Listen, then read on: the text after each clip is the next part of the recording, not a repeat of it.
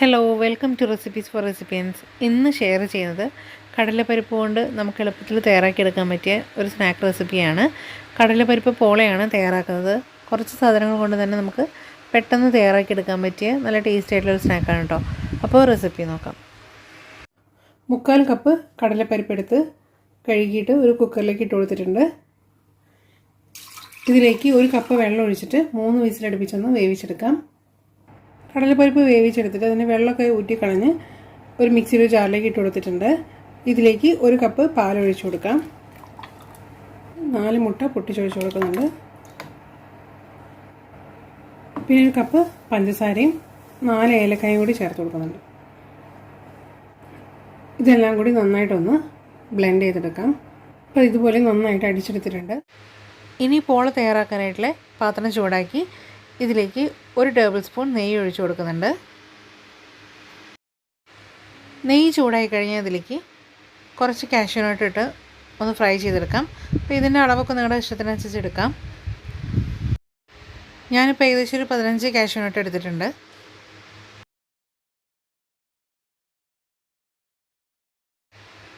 Cashew nut fry ആയി കഴിഞ്ഞാൽ ഇതിലേക്ക് കുറച്ച് കിസ്മിസ് കൂടി ഇട്ടൊന്ന് ഫ്രൈ ചെയ്തെടുക്കാം.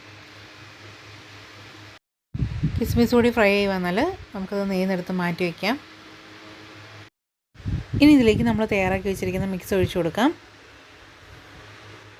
ഈ പാത്രത്തിനടിയിൽ ഒരു ദോശക്കല്ലോ ഫ്രൈ പാനോ എന്തെങ്കിലും ഒന്ന് വെച്ച് കൊടുക്കുക. അതിന് മുകളിലായിട്ട് വേണം ഈ പാത്രം വെച്ച് കൊടുക്കാൻ, അല്ലെങ്കിൽ താഴെ ഭാഗം പെട്ടെന്ന് കരിഞ്ഞു പോകും.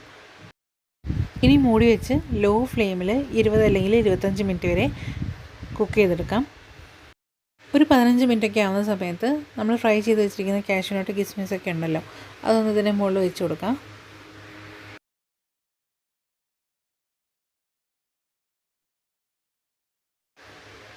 ഇതുപോലെ എല്ലാം വെച്ച് കൊടുത്തിട്ടുണ്ട്. ഇനി മൂടി വെച്ച് 5 മിനിറ്റ് കൂടി ഒന്ന് കുക്ക് ചെയ്തെടുക്കുന്നുണ്ട്.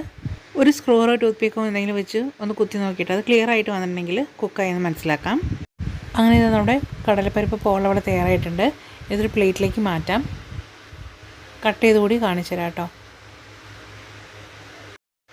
നല്ല സോഫ്റ്റ് ആയിട്ടുള്ളൊരു പോളയാണ്. ഏകദേശം ഒരു പുഡിങ്ങിൻ്റെ ഒരു ടെക്സ്ചറൊക്കെയാണ് കേട്ടോ ഇതിനുണ്ടാവുക.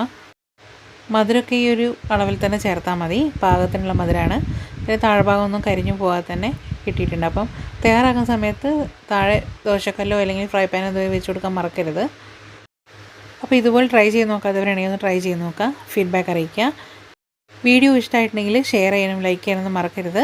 പിന്നെ നമ്മുടെ ചാനൽ ആദ്യമായിട്ട് കാണുന്നവരുണ്ടെങ്കിൽ അല്ലെങ്കിൽ സബ്സ്ക്രൈബ് ചെയ്യാതെ കാണുന്നവരൊക്കെ ഉണ്ടെങ്കിൽ ഒന്ന് സബ്സ്ക്രൈബ് ചെയ്യാനും കൂടി മറക്കരുതേ. വീണ്ടും ഒരു നല്ല റെസിപ്പിയുമായി അടുത്ത വീഡിയോയിലൂടെ കാണാം. Thank you for watching.